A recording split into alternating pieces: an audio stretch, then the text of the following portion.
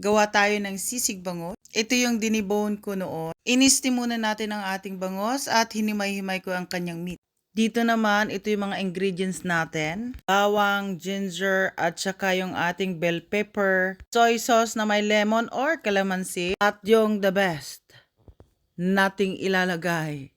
Mayonnaise, girl. Mayonnaise. Yung ginger natin dyan, kailangan hihiwain natin ng maliliit.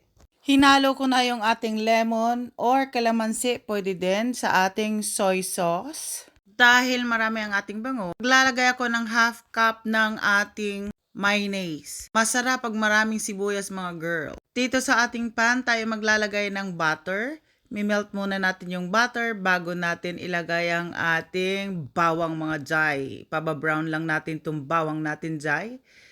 Tsaka natin isusunod tong ating ginger na pinino nating hiwa-hiwa mga girl.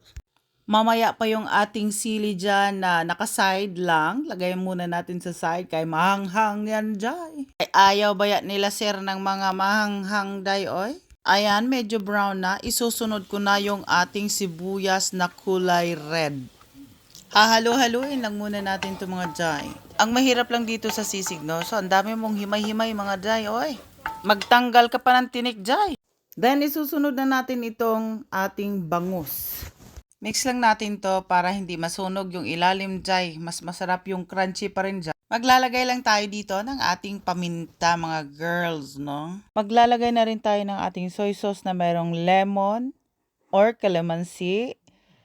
Unti-unti lang natin ilalagay siya kasi baka umalat yan mga jay. Tansyahin nyo na lang kung gaano kadami ang ilalagay nyong soy sauce.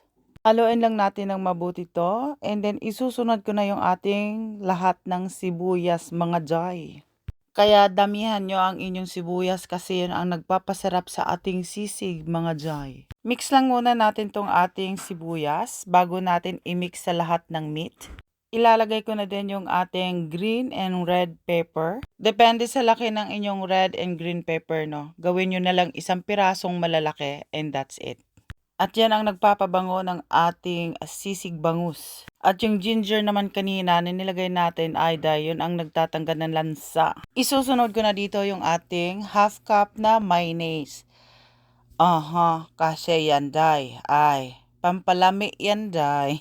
Pero syempre, hinay-hinay lang tayo pag may cholesterol tayo mga girls. Pero alam nyo, ang mayonnaise talaga nagpapasarap dyan day. And also, depende yan sa timpla ng inyong asin o kung ano mang pampaalat ninyo. Basta ako, ang mas masarap dyan nilalagay ko soy sauce, calamansi or lemon.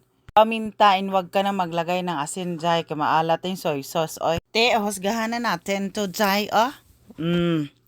Sarap kaayo jay, nga unta jay. Eto, luto na. Transfer na natin tong ating bangus sisig sa isang malaking plate. And then, mag-sizzling ako ng konti. Lalagyan ko ng egg doon sa ating hot plate. Alam nyo bang, sisig bangus ang paborito ni Gian at ni Gab.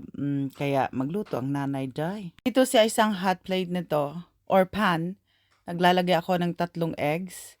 And then, after that, itatransfer natin ito mamaya sa ating balat ng bangus. Dahil hindi ko tinapon yung ating balat ng bangus kasi ilalagay ko, pagka-sizzling ko dyan, ilalagay ko ulit siya doon sa balat ng bangus. Nakita nyo yung balat ng bangus, tay?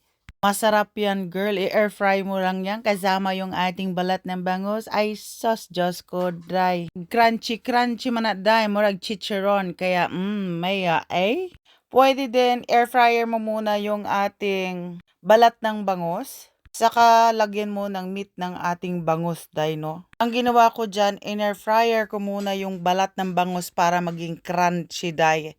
Saka ko nilagyan ng meat. Ayan, di ba day? Ang ganda. Ay, day, sarap day. Ngaon na ta day, Diyos ko day. Mayroon akong tiniktik dito ang chicharon. So, lagyan natin sa taas para mas masarap ang ating sisig mga girls.